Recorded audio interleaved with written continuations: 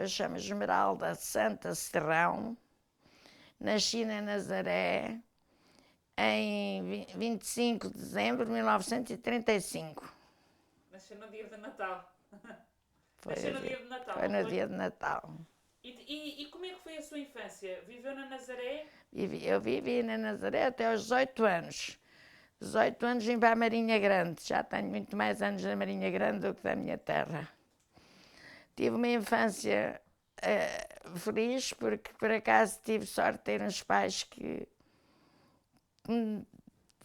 viviam benzinho naquele tempo, mas eu apreciei, era criança, mas ia brincar com as outras crianças e apreciei a miséria que havia na Nazaré. A Nazaré naquele tempo não havia porto de abrigo.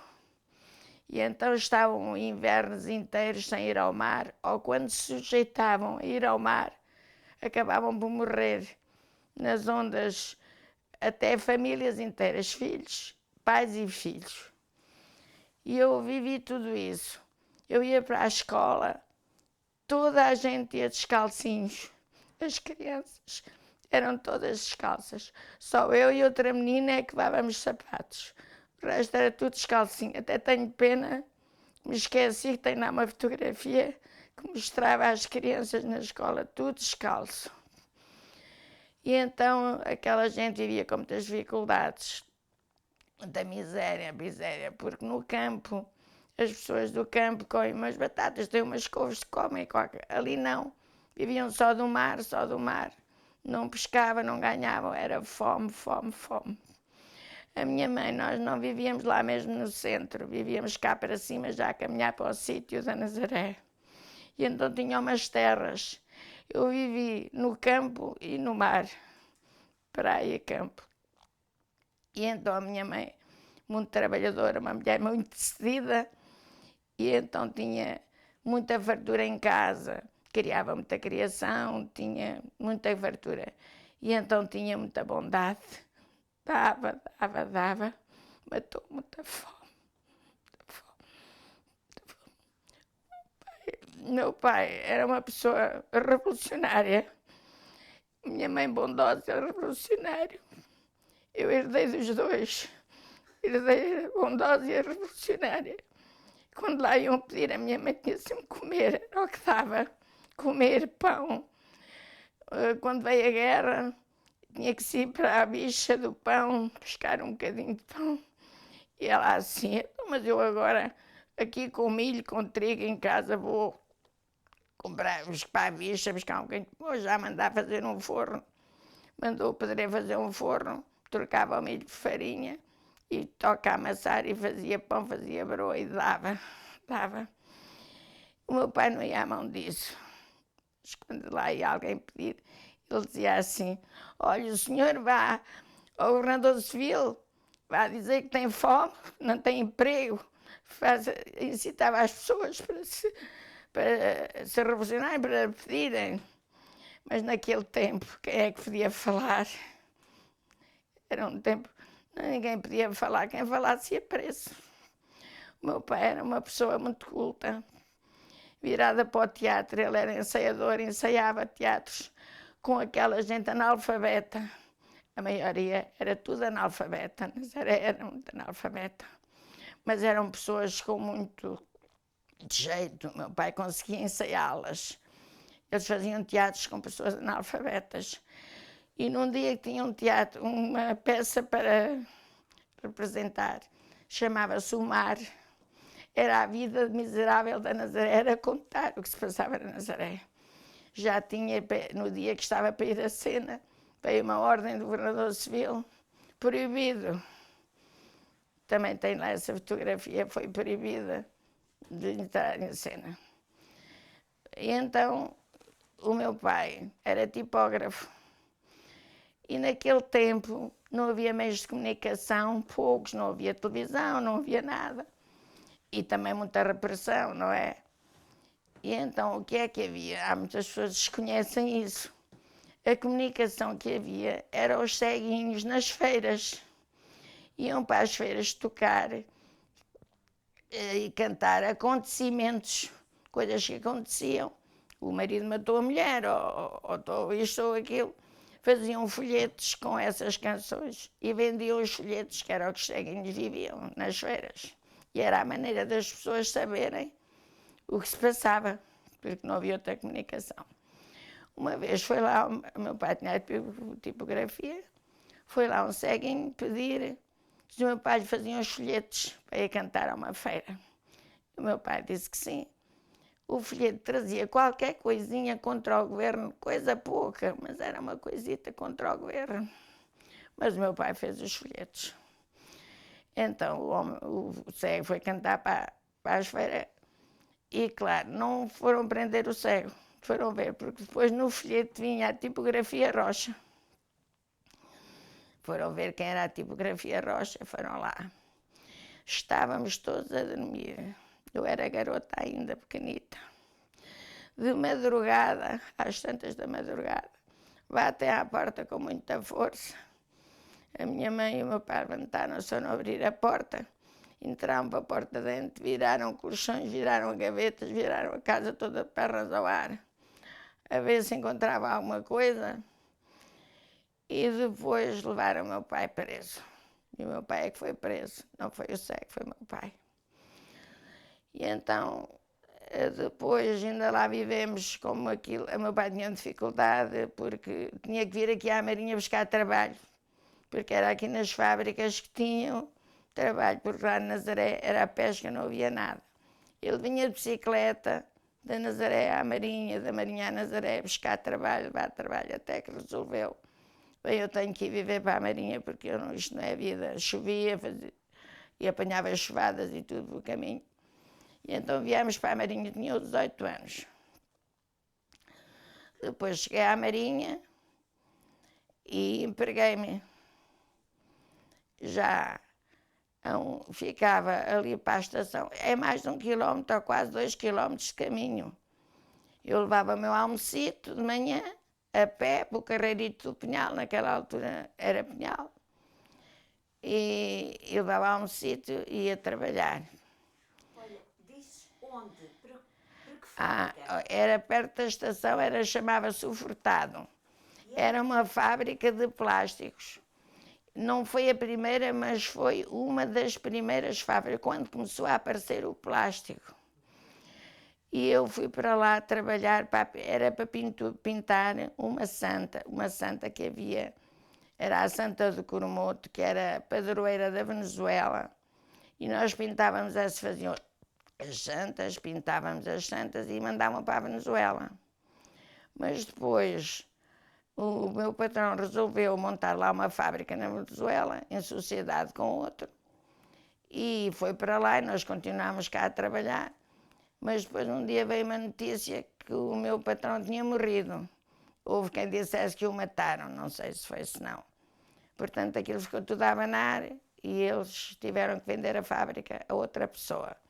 E deixou-se de fazer as santas, já acabou-se com as santas. E então puseram numa máquina, a trabalhar numa máquina. Eu não sei se conhecem, possivelmente não, o que é uma máquina naquele tempo de fazer o plástico. Tem um funil onde se mete o plástico, que é em grão. Depois passa por uma resistência que vai, e tem um molde. Por acaso, naquela altura estávamos a fazer tigelas, também podia ser outra coisa qualquer, mas era tigelas. E entrava, portanto, o material vai em grão, mas passa para a resistência, derrete, fica líquido, o molde fecha e forma a tigela. Depois arrefece e abre. E então essa máquina tinha uma proteção, que era uma rede, que é para nos proteger. Quando se abria a rede, a máquina trancava, não havia perigo. Mas que tínhamos que fechar a rede para depois tirar a peça dentro do molde. O que é que eles fizeram? Tiravam a rede para ser mais rápido. Mas era um perigo. E eu vi 2 colegas meus ficarem, um ficou com os dedos todos borrachados. Outro ficou sem uma mão mesmo, ficou com a mão entalada, esborrachou-a toda. Eu vi aquilo e recusei-me. Disse, eu não... De manhã o meu encarregado era um bocado, e apanhou-me de ponta, quando ele chegava e dizia, Esmeralda, vá para a máquina. Não vou. Já tem lá a rede? Ah, não tem? Não vou. Só vou para a máquina quando puserem a rede. A proteção. Quando eu estou para ficar sem uma mão, não vou. Não vai. Então, olha, agora castigava-me. Vai ali para aquela, que era uma máquina manual. Tinha assim um braço muito grande. Fazia caixinhas para comprimidos. Mas eu tinha que vir assim, com o braço, assim, aquilo, e carregar. E então, costuma-se dizer, quem não sabe é como quem não vê. Ele é que afinava a máquina e então castigava-me, mas prejudicava o patrão. Mas eu também ficava prejudicada, porque eu tinha que apresentar o trabalho e ele não aparecia. Era assim, aquilo tinha que se pôr o material, derretia e ia moldar a tal frasquinho, mas se o calor não fosse, tinha que ter aqueles graus de calor, não é? Ele punha com pouco, para estar quase frio, e aqui o material não derretia, aquilo eu com aquele braço, parecia que estava eu no circo, punha-me em cima do braço com o corpo todo a fazer força, e não moldava, ficava metade moldado, metade por moldar. Depois ainda fazia queixa que eu que não dava proteção, porque que era para me tramar para eu ir para a rua. Eu passei por lá, mas continuei sempre, todos os dias que mas ele todos os dias experimentava. Esmeralda, vá para a máquina. Já tem a proteção. Ah, não tem? Não vou. Então eu tenho que ir para ali. Aí eu fazer, parecia que eu para o circo. Em cima daquele outro no corpo todo a fazer força. Olha, naquela altura era nova e se calhar foi isso que me deu cabo da minha coluna. Hoje quero mexer e não posso. Mas lutei sempre, sempre, sempre, sempre, sempre. E depois só que falei aquilo, acabou para ir para o torto, a fábrica faliu e depois fui para o outro lado. E então, também queria contar uma história do meu namorado, que se passou também quando eu lá estava nessa fábrica. Eu comecei... namorado, como é que é? Vocês ganhavam bem? Como é que era? Como é que era o valor, o salário? O salário era 15 escudos. Por semana era a semana, naquele tempo era a semana. E trabalhávamos 9 horas por dia. Sábados e tudo. Era 9 horas, incluindo os sábados. Nós só tínhamos o domingo para lavar a roupa, para esfregar as casas, que as casas eram chão. Lavávamos com sabão amarelo para ficar amarelinho. Esfregar as casas, lavar as roupas, tratar de tudo. Éramos umas escravas, não tínhamos nada. Era durante a semana o trabalho e durante o domingo o dia de trabalhar em casa, fazer as coisas que sabia de fazer. Mas esta do meu namorado também é histórico. Sim, conta. Também posso contar. Eu ia para o meu trabalho, encontrava aquele rapaz de bicicleta, porque a fábrica onde eu trabalhava tinha plástico e tinha a secção de moldes, que fazia os moldes para o plástico. Os rapazes trabalhavam nos moldes e as raparigas e homens e mulheres nos plásticos. Eu encontrava aquele rapaz e achava engraçado e tal, depois começámos a conversar para aqui e para ali, mas eu nem sabia o nome dele nem nada. E um dia deixei de o ver, porque eu quase sempre o encontrava, que íamos à mesma hora para o trabalho. Deixei de o ver e perguntei a uma rapariga, o que é feito aquele rapazinho tão jeitozinho, que eu nem sabia o nome dele. E diz-me assim, foi preso. Então porquê? Olha, andavam a pedir assinaturas para a paz. Eram uns 10 rapazes, tinha 17 anos. Eram 17, 18, era nessas idades. E foram a Amor. Amor é uma povoaçãozinha que nós temos aqui perto da Marinha. Foram a Amor andavam a pedir para as portas, assinaturas para a paz. E eles, aí a Amor, acreditavam muito no Senhor Prior e disseram-lhe assim, a gente só assina se o Senhor Prior assinar. Então vamos lá ao padre. E eles foram lá à igreja. O Senhor Prior assina aqui, Papa, andamos a pedir assinaturas para a paz. Então esperem um bocadinho que eu venho já. Vou ali à sacristia. Foi lá dentro, telefonou para a PIDE E depois eles estavam à espera, vem a PIDE que a Ramona, chamavam-lhe a Ramona, que era um carro grande onde levavam os presos, cercaram a igreja e levaram os presos. E eu então fiquei assim, quando me disseram isso, eu gostava dentro, eu fiquei a gostar mais. Eu assim, é. Depois, mas tem aqui a história das mulheres, o que sofrem, o que sofreram com as prisões e com isso tudo. Porque o pai dele tinha morrido há pouquinho tempo, há umas semanas. E a mãe, coitadinha, era o ornadito dela, trabalhava também na fábrica, também era pouco. E o dele tinha 17 anos também, que ornada é que ele tinha. E tinha duas irmãs pequenitas. Ele foi preso, ficou a mãe, coitadinha, com aquelas duas filhas para criar. Ela trabalhava dia e de noite e contava-me a mim, e contou-me depois, mais tarde. Só tinha uma blusa e uma saia para vestir. À noite, lavava, punha a enxugar ao lume, para no outro dia levar lavada para a fábrica. Não tinha mais nada para vestir. Esses tempos eram muito difíceis, muito maus, muito difíceis, muito difíceis.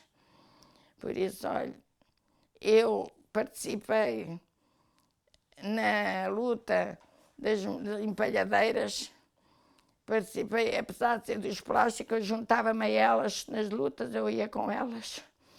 Mas eu acho que isso, pronto, pertence às empalhadeiras, elas contam, porque elas, pronto, eu Não, sei tão bem mas também que... podes contar, podes contar. Posso contar? Podes. Não lhe queria tirar Não, conta. que elas... Juntei-me à Maria Hermínia, à Júlia, esta que estava aqui, a todas as empalheiras do Carlos Galo, porque eu dava-me com elas e nós andávamos na luta, já andávamos na luta. E então elas ganhavam tão pouquinho nos garrafões, era a peça, e resolveram ir ao sindicato pedir aumento. E o presidente do sindicato mandou dizer que sim, que fossem lá. E a gente juntámos todas, naquela altura já tinha bicicleta também, íamos todas de bicicleta, aqui a Marinha era tudo bicicleta. Pusemos as bicicletas e quando chegámos à entrada do sindicato, em vez de estar lá o presidente, estava a PIDE. Quando veio a PIDE direita à gente, estão pernas, cada uma fugiu para onde pôde, a gente fugia para aquelas ruas, umas para aqui, outras para ali. Mas ainda apanharam 3. Depois daquilo passar, juntámos outra vez, todas lá na rua. Eu assim, ai, aquele malandro, o que ele nos fez, agora vamos à casa deles. Mas éramos assim, com tanto medo, mas a gente naquela altura parece que não tínhamos medo, aquela força que a gente tinha. Juntámos todas, fomos à casa dele. Veio a senhora dele à porta. Ela, coitada, parece que estou a ver os olhos dela. Estão assustados. Viu-nos, estão revoltados, eles só assustados. O seu marido é responsável por estas prisões que foram feitas agora. Onde é que está o seu marido? E ela, muito assustada, com os olhos muito assustados, muito abertos. Ai, o meu marido não está cá, o meu marido não está cá. O meu marido está a trabalhar. Era no Santos Barosa que ele trabalhava, que ainda é uns quilómetros. Agarrámos na bicicleta, todas as bicicletas, umas até ao Santos Barosa. Chegámos lá ao Santos Barosa, ao guarda-portão. Onde é que está aqui o senhor Frontal? Está. Não está. Já devia ser comunicado, já deviam ter comunicado. Não está. Acabámos de ir embora. Às vezes o meu marido, por graça, quando nós andamos a passear, encontrava esse senhor, dizia-me assim, olha, ali vai o homem que tu querias matar. Olha, ali vai o homem que tu querias matar. Mas naquela altura, não sei se nós atirávamos mesmo a ele. É que íamos com uma fúria que eu não sei. Lá ia tudo preso, olha. Também escapei, não sei porquê, porque quando foi 25 de Abril eu estava na lista. Eu estava lá uma série deles na lista, eu era uma delas. Vá lá, escapei. Mas não era porque eu andava sempre mais elas na luta. As pessoas da Marinha realmente lutavam muito. Lutaram, as mulheres e os homens. Qual foi a diferença depois do dia 25 de Abril? Qual foi a diferença? Qual foi a diferença? A diferença foi enormíssima. Tivemos outra liberdade, outra maneira de viver, de pensar, então não tivemos. Foi uma liberdade muito grande para nós. Nós continuamos, mas já não era aquela luta, pronto, e continuamos. Eu agora já estou velha, mas o que for preciso ainda fazia. Mas tem uma diferença muito grande, então não teve. A repressão que a gente viveu, credo. Eu digo, eu já tenho dito, eu vivi no terceiro mundo, às vezes falam no terceiro mundo, mas olha que nós vivíamos no terceiro mundo. Não havia água, não havia luz. A água tínhamos que ir com o cantar à cabeça, buscá-la lá não sei aonde, abaixo, longe. Não tínhamos luz, era o candeeiro a petróleo e a lamparina. Tínhamos que lavar a roupa à mão, tínhamos que esfregar, tínhamos que caiar, tínhamos que fazer tudo. Não tínhamos nada, tudo à cabeça. Eu hoje vejo nas Áfricas, nos países do terceiro mundo, falam com as coisas à cabeça, nós também andávamos. Íamos à lenha. O comer não havia eletricidade, nem gás, nem nada. Era a fogueira, tínhamos que ir ao pinhal, vir com um feixe de lenha à cabeça carregadíssimo para acender, para fazer o comer. Então não era o terceiro mundo. E os colchões de camisas, que se tinham que lavar as camisas? E os colchões de camisas, tínhamos que lavar as camisas, mexer as camisas. E ainda pior que isso, vi eu na Nazaré, pior. Eu era criança, mas ficou-me para o resto da vida essas lembranças. Por isso é que eu hoje me lembro das pessoas que têm necessidade e penso nelas, porque eu vivi. Felizmente tive uns pais que me deram. Vivia numa casa com fartura, nunca passei fome, nunca andei descalça, nunca andei como elas, nem rotos, nem esfarrapados como eles andavam. Mas eu vivia com eles, brincava com eles e ficou. Tinha uma barraquinha, e havia mais, na Nazaré, de madeira, que era onde as pessoas viviam, uma barraca de madeira, o chão de terra batida.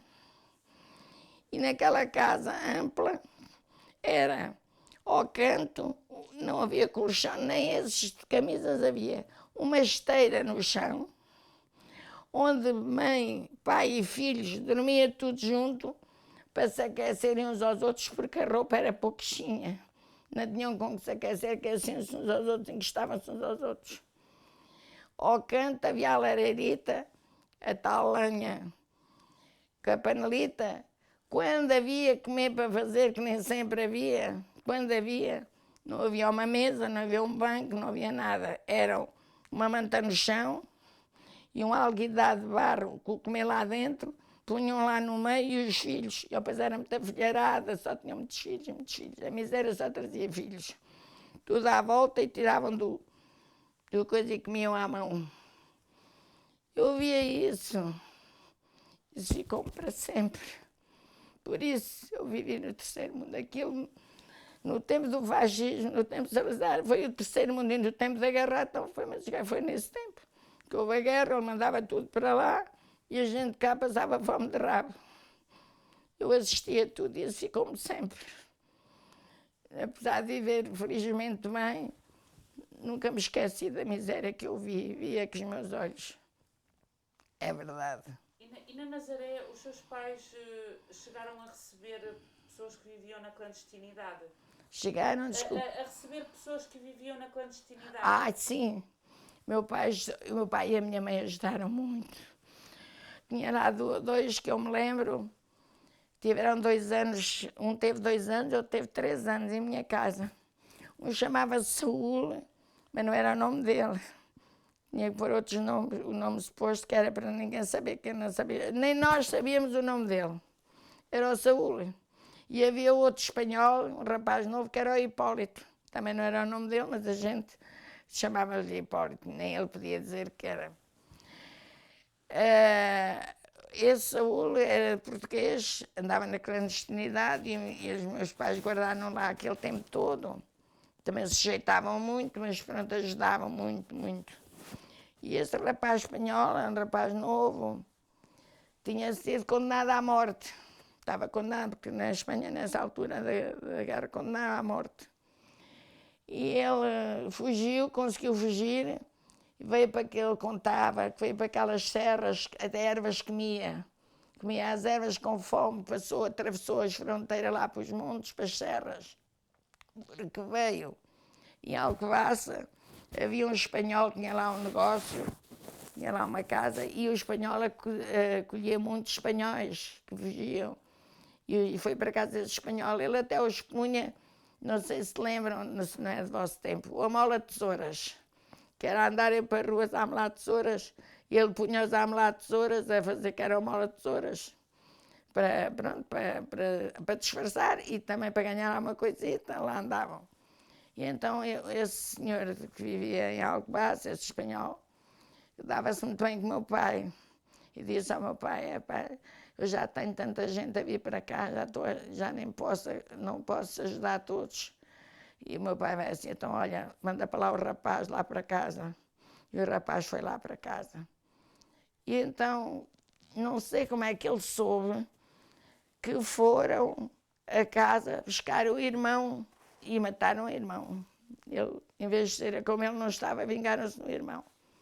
O rapaz, de noite, coitadinho, tinha pesadelos, gritava, acordava a gritar com pesadelos. E o meu pai, com uma paciência, a acalmá-lo, tudo, porque ele ficou sempre com aquela coisa de irmão ter sido morto por causa dele. Era terrível, era terrível. O Franco e o Salazar e o Rei Esparta foram terríveis, foram terríveis. E o meu pai ajudava muito, ajudava. E já aqui na Marinha, não sei se vocês conheciam a família dos Ganiços. Também o mais novo, o Zé, teve que fugir, teve para a clandestinidade. E a mãe dele chorava muito, muito. Ai, que eu não sei nada do meu filho, não sei nada. E então arranjaram a maneira de ele vir de madrugada para a minha casa, já aqui na Marinha, e a mãe vir cá ter com ele. Tiveram cá o dia todo para se verem, para conversarem, para estar, e depois, na outra madrugada, foi-se outra vez embora. Meu pai ajudava muito nesse sentido, ajudou-os sempre hoje. E a minha mãe também sempre disposta, sempre a fazer comer, sempre a dar-lhe, sempre. Os dois de boa vontade, sempre tudo de boa vontade. Foram tempos terríveis, que não venham mais, que não venham mais. Não venham para cá outros agora também chatear a gente. Não venham mais. Eu tive tanta pena de não poder andar no 25 de Abril, no 1º de Maio, no 25 de Abril, nesses dias, que para mim era uma alegria tão grande, tão grande. E tive tanta pena. Meu pai já não existiu. E a minha mãe estava à portas da morte. Morreu no dia 1º de Maio de 74. É pena que eu tenho deles não terem existido. Eles ajudaram tanto. Tive muita pena. E eu, vos vou contar esta. Meu marido tinha uma fábricazinha de moldes, uma fábrica pequena. E quando foi 25 de Abril, já sabe o que é a Revolução, eu também lá andava na Revolução, se não fosse a minha mãe estar tão mal. Eu fui à Marinha, chamamos ir à Marinha, que eu vivo na Ordem, chamamos ir ao centro, à farmácia, que lá não havia farmácia, buscar uma injeção para dar à minha mãe, que ela estava muito mal. E quando eu venho a meio do caminho, vinha uma quantidade de pessoas, onde vinha a Maria Hermínia também, vinham todas as nossas e outros. Estava tudo, foi uma alegria muito grande. Ia tudo direito às fábricas, era a Revolução. Ia tudo para as fábricas. E vou assim para a Maria Hermínia. Então onde é que vocês vão?